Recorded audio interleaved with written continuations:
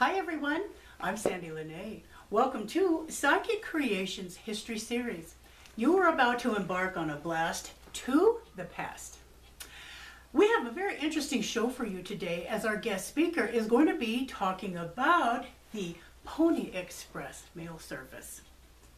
Please welcome to Psychic Creations History Series, the Vice President of the National Pony Express Association, Nevada Division, Ron Bell.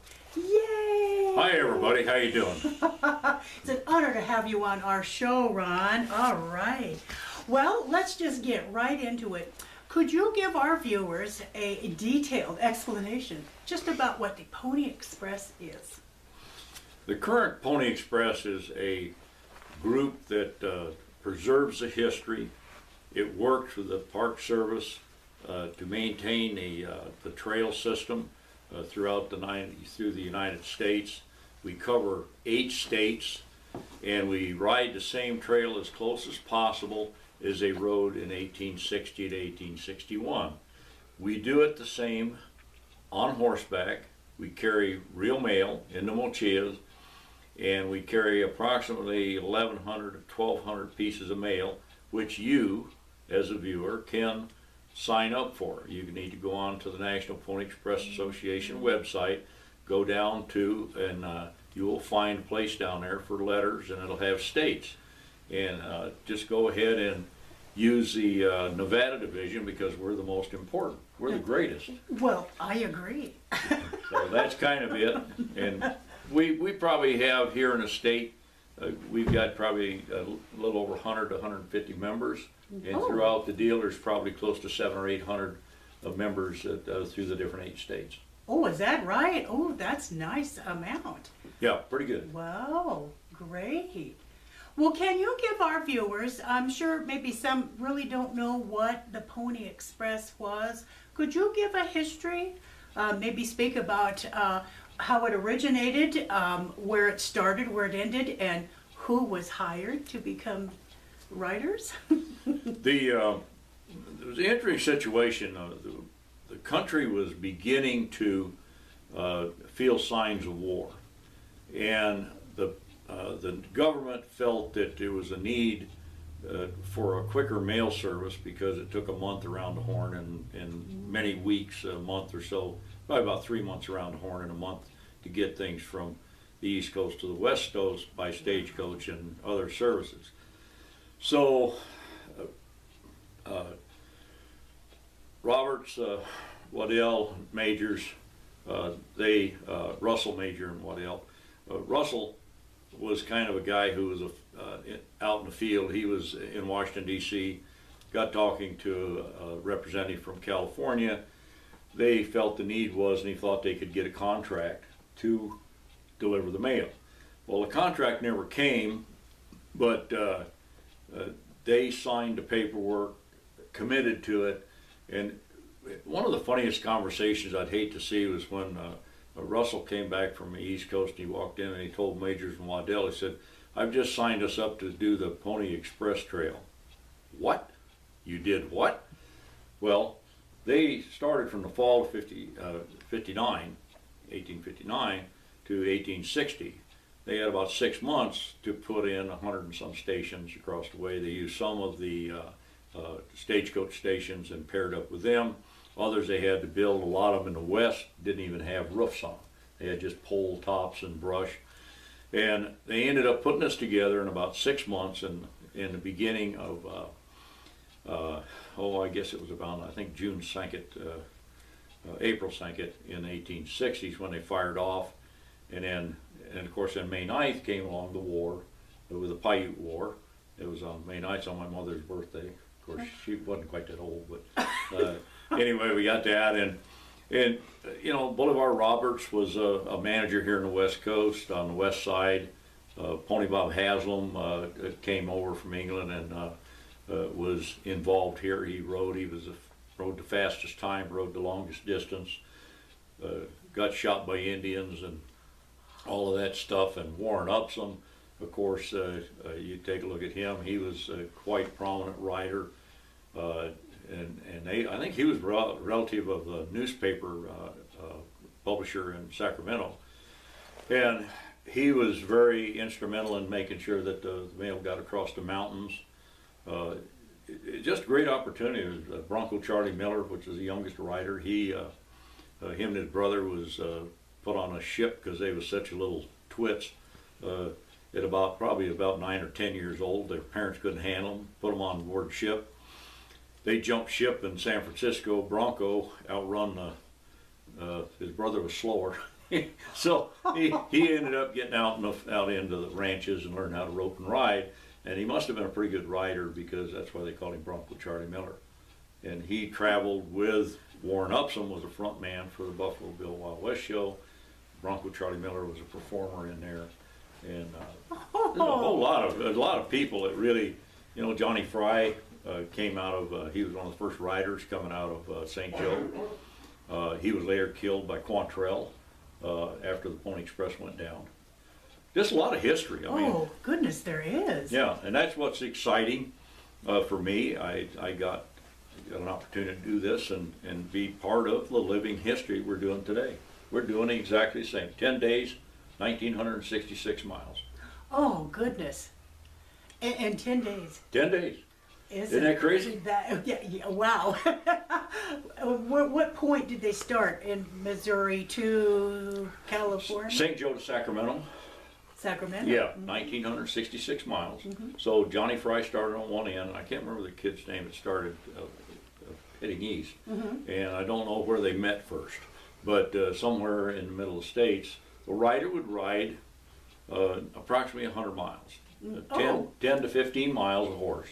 So they would take the horses out and run them. They didn't run them. They averaged, to get that 1,966 miles, they probably had to do 10 to 12 miles per hour. And probably they did 15, 20 during the day and somewhere around 8 at night. And that's what we try to do today. So you riders out there, if you got a yard ornament, get them in a little bit of shape. We do a trot canter, which will get you really in the wheelhouse for making the time. And we do have to keep the time, because we are dedicated to a certain many miles, 32 miles. We've got a certain period of time, 32, 35, whatever it is, we got a certain amount of time we have to make it in. Otherwise, the mail gets late. Oh, sure, of course. So.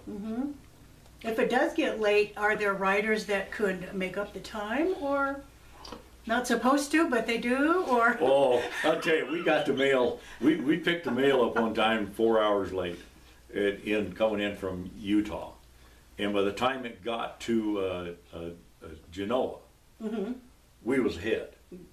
Oh, is that right? But then another time we got the mail on time, and we was 4 hours late.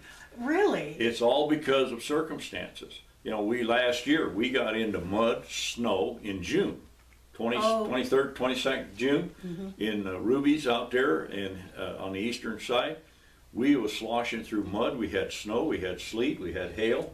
Trucks stuck in the ditch, got lost. Goodness. Trucks, you can't believe the struggle that goes on. It's like a military operation. 2 years ago, we had, I think there was 5 or 6 flat tires, one axle completely broken, and one horse lost. Oh, no. But the mail was not lost. Yeah, one lady, which was really sad, she came out from Chicago and was going to ride. They pulled the horses out, put the mochila on one horse. She gets to step up on that horse, and something happened. She fell off. The horse was gone. The mochila left, and we didn't blink. The mail moved forward. We spent about 10 minutes looking for the horse, couldn't find it, and we picked it up 3 days later or 2 days later. Is that right? Oh, goodness sakes. It's an exercise. It's fast. It's an adventure, it sounds like. You ride in with the mail. You jump off your horse. We pull the mochila off. We put on another horse, and we want you out of there immediately. And Wow. in the old days, they had, when they was doing it, when they was riding multiple horses, they had 2 minutes or 3 minutes to do that. And but now we try to get the exchanges as fast as we can, because what happens if we're late, Sandy, if we're late with the mail and we lose all this time, it can happen. and the other riders will try to catch it up. But we don't want anybody to get hurt, and only riders that are comfortable riding fast, we want them to ride fast. If you wanted to ride slow, wanted to trot your horse, or even if you had to walk, we would let you ride, get a ride pin, but you'd only go for maybe a quarter mile or a half mile. Then we get a faster rider on, you can participate. We want everybody to be able to participate. And then we have other jobs, which are helping with the horses, transportation. I might, when I follow the mail, I'm in my truck, and like this last year, I came in from the east, and I caught 2 hours sleep, and then came into Cold Springs, and my crew was in there. We did a safety meeting, then we talked about it, riders took off, we got 5 miles from the end, I turned it loose, I run down ahead, got the horse trailer, got my horse, and went on, and then somebody brought my truck to me, and then so it just leapfrog ahead at about 2 miles at a time. You go 2 miles and then jump out another horse, and away you go. And we make it very, very entertaining. Well, there's a lot that goes on and has to go on Yes. for the re-ride. Yeah. Now, when is the re-ride? Is it at a particular time every year, or It's always mid-June. mid-June? Yeah. Okay. Yeah. Generally, most of the times, like the 15th to the 20th, something like that, they try to catch the moon, but sometimes we can't because at night, 4 years ago, we had the super moon. Oh my goodness, was it? I wrote a poem on that, and it was it's in this book here. It's called The Magic of the Ride, and it just talks about how the moon just lifted you spiritually and picked you up, and it made you just feel like you're floating across the flats, running wide open. I mean, there's nothing like riding a horse in the middle of the night. I rode at 2 o'clock in the morning last year. Rode with a young lady, and she said, "My God, this is my bucket list." She said, "I've been wanting to do this as a kid." Aww. And 2 o'clock in the morning, nothing out there but the stars, and we're galloping across through the trail across Simpson Pass. Oh my gosh. Oh my goodness! What an adventure. Oh, it's exciting, yeah. Do you run into animals, coyotes or bears or anything? Well, in that year of the supermoon, I was riding, and in part of the poem, it's a shadow crossed my path. And part of it, I'm riding down the trail, and my horse stumbles, and I go on, and different things like this. And that poem talks about 6 riders and experiences. But yes, I got on and was riding, and Dandy is well aware of everything that's going on. We're cantering down through there, and boy, I mean, tell you, all of a sudden I felt him stiffen up, and heard him snort 2 or 3 times and blow, and there was a shadow, and I think it was a mountain lion. It went across the trail out there by Sand Mountain. So, Is that right? yeah, so. Well, now that would be a little scary to get your horse spooked anyway. Well, that's one of the things that we have, which is fantastic. We have the radio group, the shortwave radio people. Oh, I'll tell you, man, they are fantastic. They follow us everywhere. I'll tell you a little story about one of the little deals that happened. One of the girls that was riding with us as a shadow rider. She was riding behind another girl that lives here locally. My son brought the mail in, they switched it, and the one gal got up and turned around to the other and said, "Okay, hon, we're gonna trot across the road, and then we're gonna canter out across the Carson Playa." Well, what happened is she stepped up, her horse pitched a fit, bucked her off. She's sitting on the ground, Crystal is gone, and she's running out across the deal, and this other gal looks up, and the Jeep driver was still there. She said, "Give me a ride." So she jumps in the Jeep. They're running 50 miles an hour or so across the playa, gets out ahead of them. She jumps out. Crystal comes by, throws a reins to her, and she jumps on and finishes the ride. Now, is that exciting? That is teamwork. Oh man, I'll tell you, it's hilarious. Oh, how fun. Yeah, so we have a good time. Well, it sounds like it. A lot of people are involved. That's nice. Very, very much so, and the unsung heroes are the people, or the background. who help bring us stuff. I'll make sure that we got maybe need somebody to drive a truck for us, or we need maybe somebody's out there with sandwiches or something. Yeah. And we've had that a couple times, and just a little bit of help here and there. It's a great thing to be involved. And the other thing that we like is, if you can't ride, doesn't mean that you can't talk. So you can go out and learn the story, learn some stuff, go to schools, and we have riders come out that can ride. You can do the talk, and that way a non-rider can participate and be as much important to the Pony Express as anybody else. Isn't that wonderful? That is wonderful. Yeah. So, wow. Great opportunities. It's fantastic opportunity. Isn't that?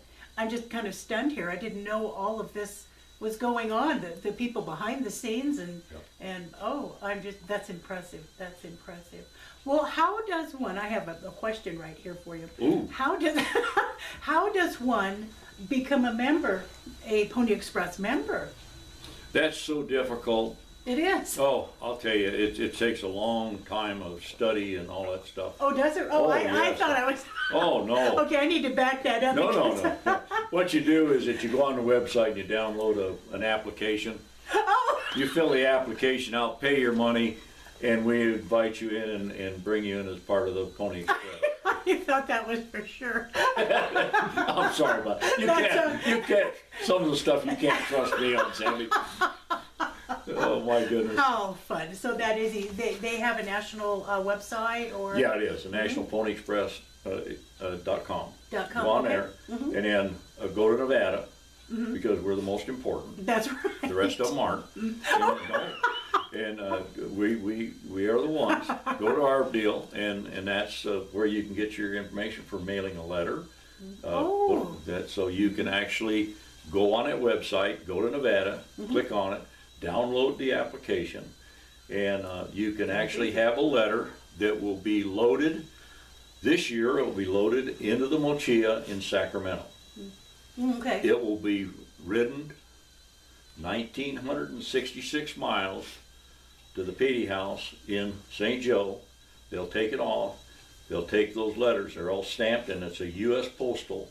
The U.S. Postal Service, the Coast Guard, and the Pony Express are the only ones that are actually legal in the United States to carry U.S. mail. I did not know that. Interesting. Now, it took, I'm thinking it was 84, 85. Okay. We never, as the original Pony Express, never got the mail contract.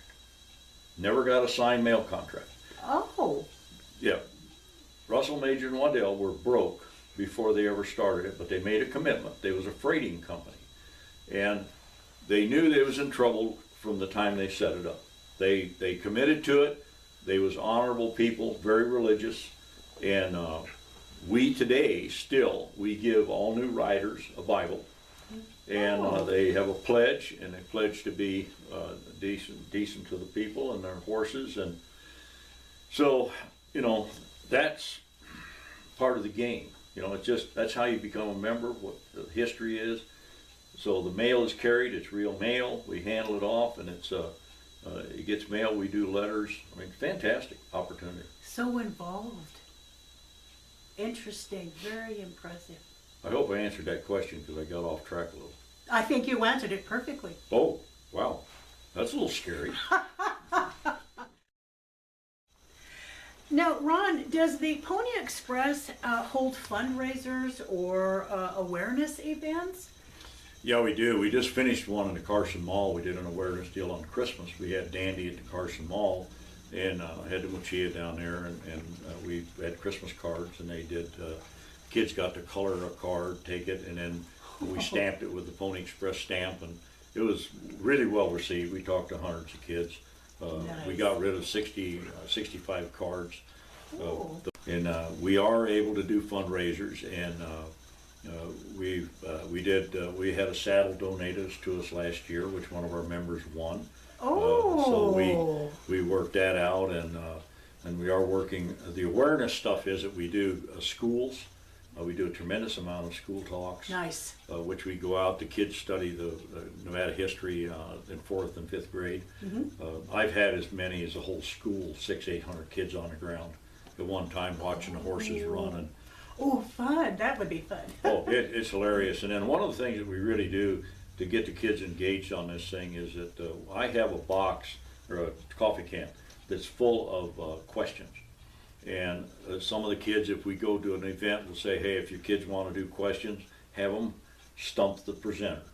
And Fun. I think the funniest one that ever came down was that they asked me who was the 7th rider. And I'm standing there and I says, wasn't that Bill's kid? Sam? And then we give him a prize. They had no way in the world we could get that. But, sure. Oh, how fun. Well, that's awesome. Yeah. That's very nice. The fundraisers, the awareness, that's awesome. Well, now what I would like to ask you is about your new book. This new one is it's a part of the Ronnie Campbell series. The first one was the Pony Express Rider. And this is the arrogant me. Riding my horse Dandy. The picture was taken by a local photographer. We had Dennis Drusilla, we had Christine Coburn, and it was fantastic. We did a whole shoot one day, and that's how this picture came in. Oh, but the new book is a continuation. It's talking about Ronnie Campbell, who is the Pony Express rider, fiction, but he rode in the book with a lot of the real riders, and he was instrumental in taking care of some of the business. But this book talks about history and places in the 1860s, 1861 bracket, 1862, and it's a story of a ranch and gold mine and all of these things that if you look at the Pony Express Rider, Ronnie Campbell series by Ron Bell on Amazon, you will find that these two books are on Amazon. Dog-Eared Books here in Carson City has the book, and there's a couple other locations around. One of them out at Silver Springs at the Antique Link. A few other places. Cold Spring Station out on Highway 50 has them. But no, it's great. How do you know whether it's a good book or not? You can't tell because your friends will lie to you. So I don't know. But I've heard people enjoy it, so I enjoyed writing it, and Well, I can vouch, and I won't lie, the books are very enjoyable to read. All right, now, on the line of Pony Express, you've had a wonderful surprise come to you recently. Are you talking about a movie? I'm talking about a movie. We have a producer out of Hollywood area is called me a few years ago. We've been working on this for two and a half years, and Brian McLaughlin. Brian is working on the script right now. About 30 days ago, we had a meeting with them at Cold Spring Station. We got to meet the writer, who's from England, which is a hoot because he's from basically the same general area that Tony Bob Haslam's relatives were. So he's over here. He has got other credits to his name, but we are working on that right now. We're going to be doing a little bit of a pilot shoot around the 1st of February with Pony Express riders helping with their horses and this kind of stuff to do in the background. And we got one rider I think will be actually filmed in it and as a rider. So, and then we'll probably have some opportunities for some of the period costume groups to come out and participate and be, kind of walk-bys and different things. So, fantastic opportunity for Nevada and for the Pony Express. And I got to be a consultant on it, and I'll be working with a young lady from the museum, Donna, I can't remember her last name, out of Fallon. So we're it's really exciting, being able to be part of this. My job is going to be, I'll be the drunk that sweeps the stables. I'm too old for anything else. Well, I think that sounds like a Well, maybe I won't fun be drunk, but I'll just pretend to be. Yeah, okay. Well, there you go. When will the filming start? We're looking right now, the script, we're supposed to start seeing script in late February. And in the fall of next year, we should be, late summer and early fall, we should be able to shoot it. And it's going to be a fantastic endeavor, and there's going to be quite a few people that's going to be able to be involved. So, Oh, well, it sounds like a wonderful project. fun time. Yeah, fun Fun time. time. Yeah. Ron, there is one question that I would like to ask you. When we have our history series, I like to have it associated with my Psychic Creations TV shows. Has there been a Pony Express rider or something that you felt like you've channeled or you have a connection with that you can tell our viewers about? You know, that's the funniest thing in the world. You know, we did an interview about a year and a half ago or something, and we was having tea and crumpets afterwards, and you know, I just got a big kick out of it because guys made the comment to me, is that have you ever thought about where your characters come from? And I said, no, I have no idea, because I don't write with a storyboard. I have no idea where it's going. I start typing. And what you guys brought to me is the fact that said there's a good chance that you're a channeler for ghosts. They're telling me their stories. And I kind of wrote that off. And this book right here, I am into the book at just about right there, around 13 chapters. That book was going nowhere. I could not make it go. I read it, I reread it, I read it, I reread it, nothing. I was on a business trip. I sell for ag products. So I'm out of Tucson, Arizona, running 80 mile an hour down 10. And all of a sudden, it's honest to God, I thought I hit somebody or something, because I heard something, and then this voice, literally, I'm looking in the back seat because I think somebody's in the car. Voice came to me and says, "I'm Spike Martin. I came to finish your book." That's exactly what I heard. I just shrugged it off, wasn't nobody in the car, left, went on about my business. I got home, I'm thinking, wow, man, if this is true, I'm gonna fire that computer off, popped the zip drive in, read the last chapter, nothing. Absolutely nothing. I went back, wrote the chapter 11, 12, 13, nothing. Hit enter, type Spike Martin, and boom, that book lit off. I knew where Spike Martin needed to be. I went back 2 chapters, introduced him into the story, and then filled in the next 2 chapters with little tidbits of conversations that I felt would be appropriate with that. And that book never slowed down. And every time, I swear, every time I tried to drive the book,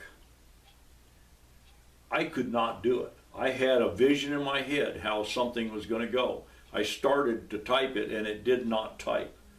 I typed something else. Oh. The story was different. I could not drive the narrative on 2 people, two ghosts or whatever they are, whoever's telling me, Right. 2 people that entered into that book, and I have no idea where Spike Martin came from. I've never heard the name before in my life. Oh. I've got another guy that came in. All of this stuff is just incredible to me. I mean, how do you get that? I don't know. Ron, thank you so much for being a wonderful part of Psychic Creations History Series. Well, thank you. It's an honor to have you here. Thank you so much for watching Psychic Creations History Series. And if you would like to be a guest on our show, you can contact me at my website, which is www.sandiepsychicstones.com, or at my email address, which is admin@sandiepsychicstones.com.